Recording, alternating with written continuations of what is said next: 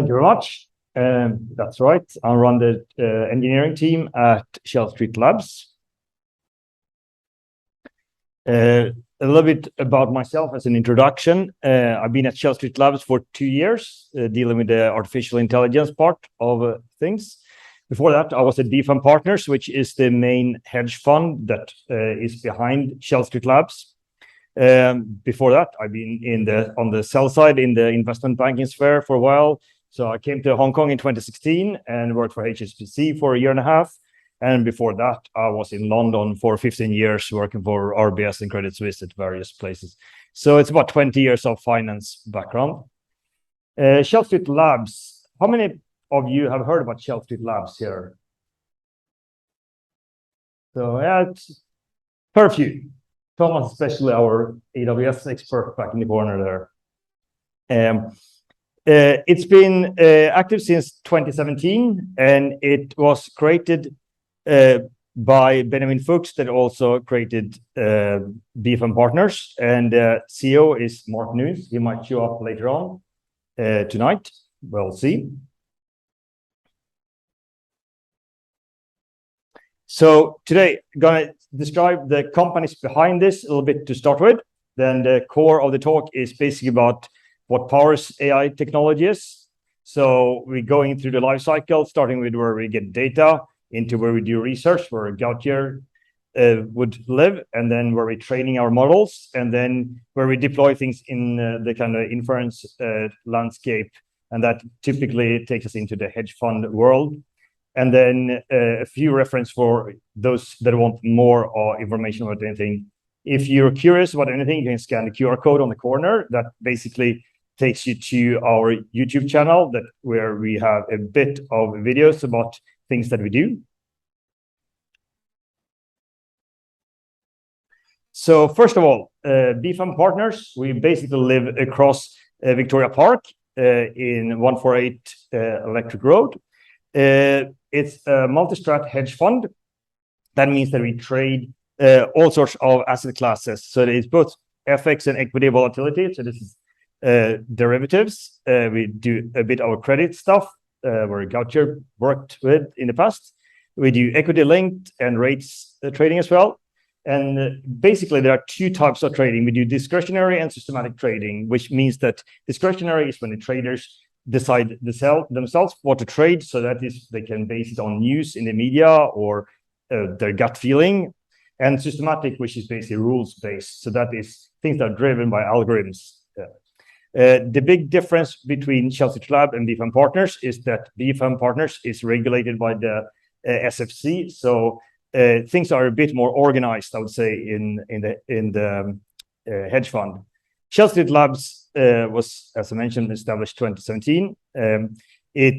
We work exclusively with BFAM Partners, also owned by Benjamin Fuchs. We're not regulated, which means that we can use whatever technology we want to do our work, which gives us a lot of freedom. And especially, we use AWS technologies, and this is the reason why I guess I'm here talking today.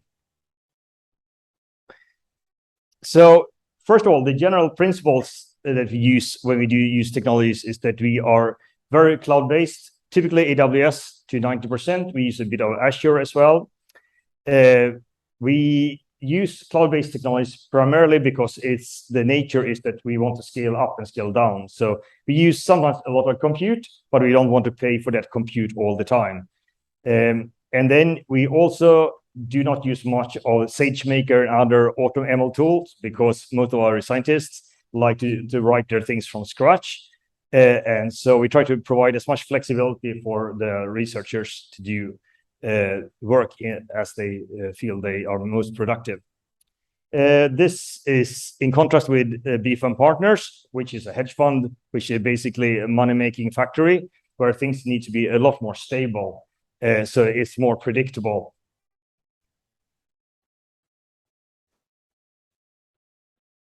So starting from the back side, we have a number of data providers that we work with. Probably no secret that Bloomberg is one of the big ones. and we use a few other data providers as well, a bit of alternative data, but typically we feed our systems with financial data. We store a lot of it in S3, the bucket system of Amazon. It's pretty good for just storing data, I would say, and it's pretty cheap as well. Typically, we process that data using Lambda functions, which I will talk about a little bit in a second. But it works very well in combination with S3. And that typically triggers our ETL pipelines where we store data in more efficient manner. And that turns into other data storage systems like databases such as Redshift, RDS, and Aurora, which is the dynamic version of RDS, which I'll also mention a little bit more about. So this is typically what you see in the console. If you log into our AWS system, we have a number of databases, and you can pay attention to the Aurora versions, which says serverless. And that means that if we hitting the databases hard, they basically scale up. So we get a lot of performance that consumes a lot more money at the time where we're using it. But then the researchers go back home and sleep, and it scales down. So we don't consume maximum amount of money all the time.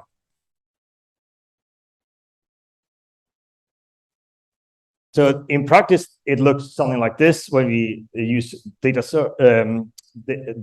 services on the AWS network. We have a certain number of savings plans because we know that we're going to use a certain amount of compute all the time. But sometimes we get spikes when we do train models, or we pull out more data, or we load more data. So it's kind of goes up and goes down. So that's why we need the scalability.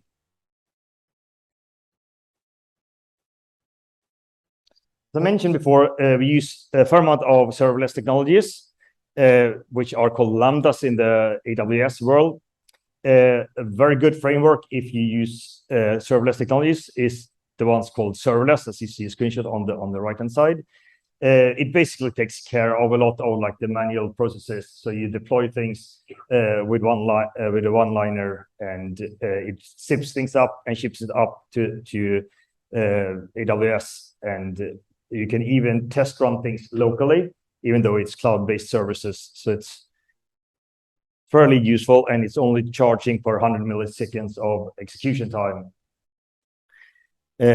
When doing research, we typically rely on Jupyter Notebooks, as you've seen already, a few demos here.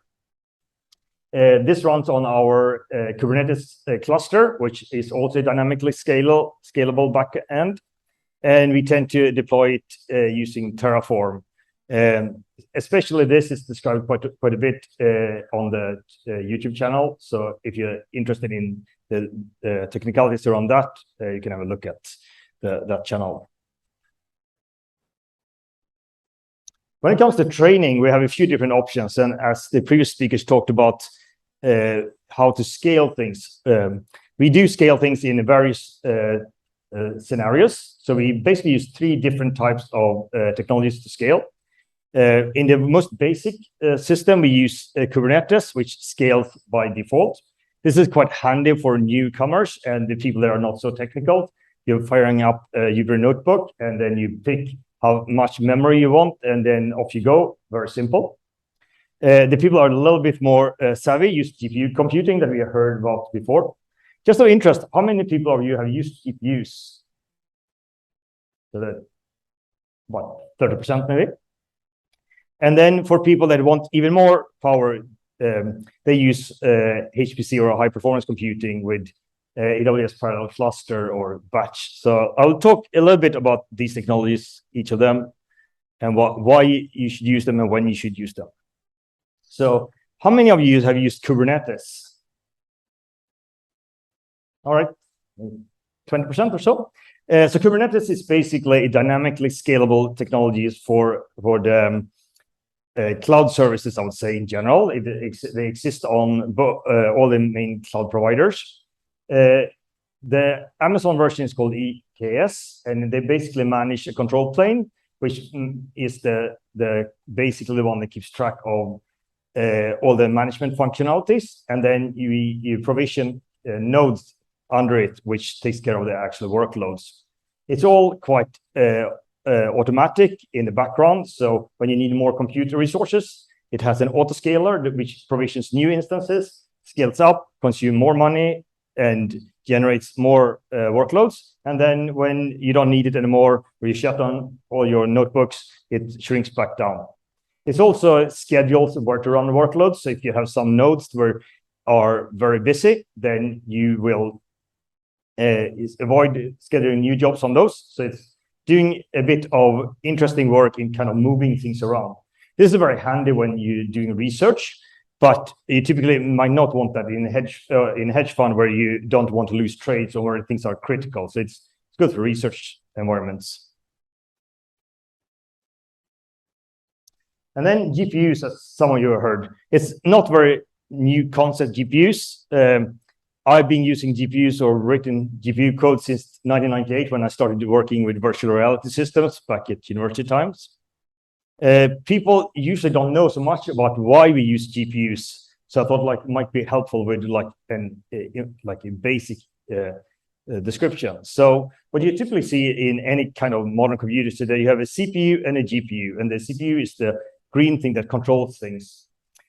First thing when you're firing off jobs and you want to use GPU computing is that you take what you have in your normal memory and you ship it off to the GPU memory. And the GPUs has a lot of different cores. So typically a normal computer has things like up to 32 cores running things in parallel. But since GPUs come from the graphics background, you have thousands of cores instead. So it's very good at running things in parallel. So you can run a lot of jobs, but you need to ship the data first into the GPUs and you need to ship it back. So there is a cost of sending data into the GPUs and there's a cost of shipping them out. So it's typically good if you ship small amounts of data into the GPUs, do a lot of crunching and ship it out. So it's not always faster to run on a GPU, but it sounds good to run on GPUs because it's cool with GPUs. So I think it's.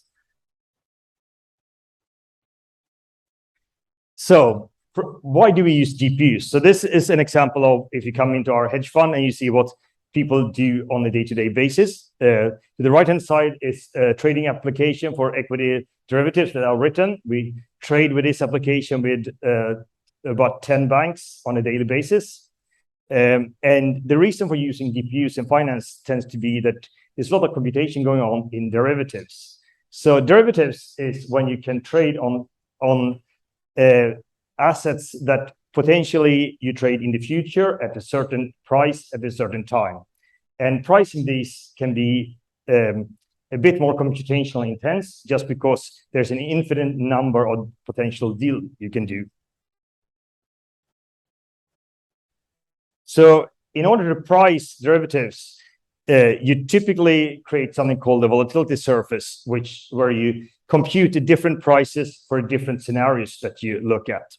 And this is where GPUs comes into practice, because you typically calculate what's known as the Black-Scholes formula, where you see on the right-hand side. And then you need to do that for all possible scenarios for the asset classes you trade. So if you come into our trading floor in BFAM Partners and you look at the traders' screens, you'll see a lot of curves, which is basically slides of this volatility surface. And they're trying to see where things are mispriced. And then they send out this ticket you saw in the previous slide to the banks. And then the banks come back with quotes for whatever you ask the price for. And then you decide to trade with the ones that has the best price for you.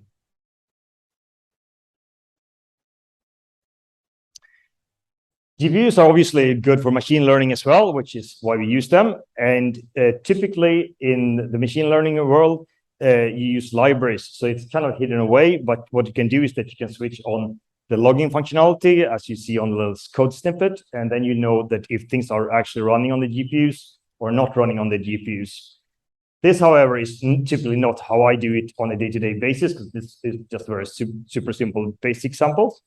So typically what we see on a day-to-day basis, it looks more like this. So this is our standard workhorse in Chelsea Labs, the Tesla T4 instances. They look like what you see to the right in physical shape, but typically what you see is the console on the left-hand side. So this is when we're training a cluster on GPUs. So what you see on the top is the 32 cores of CPUs. On the bottom, you see how much of GPUs are actually used, as well as temperature and other things. Another technology to scale things up is using HPC. And this is typically when you need a bit more power than just a single machine with some GPUs on. And this is when you want, say, 100 computers running and doing calculations for you. Then you can use either parallel cluster or AWS batch. We tend to be quite flexible, or I tend to provide whatever scientists like to use. So if you're a little more classical and you don't like Docker and new things, then you typically go parallel cluster. Otherwise, you go AWS batch. But to me, I'm mostly providing the engineering part of it. So, and then the scientists using it can choose a bit what they prefer. And finally, we're deploying our models after they've been trained. And this tends to be when we take in the step and moving things from Shell Street Labs into the hedge fund, into BFAM Partners. And in a hedge fund, you have a lot of surprises already. So you don't want too many technical surprises in that world. So that is typically where we lift our workloads from Amazon EKS, the Kubernetes side, and deploy them onto something like AWS ECS. We have a few different ways to deploy things, but I would say ECS is like the preferred way right now because it's very simple, very predictable, fairly cheap, and just fits the model of transitioning things from the research area into the production scenario. And finally, if you are interested in more the details of this and the technicalities, feel free to check out our YouTube channel, as I mentioned before. It shows a little bit more details about how we do these things. So this is typically Kubernetes and Terraform, which is infrastructure as code. And this is what we use when we recruit people. So we have something to talk about, and when we train our juniors. And I think that's all for me right now. Maybe there's questions around.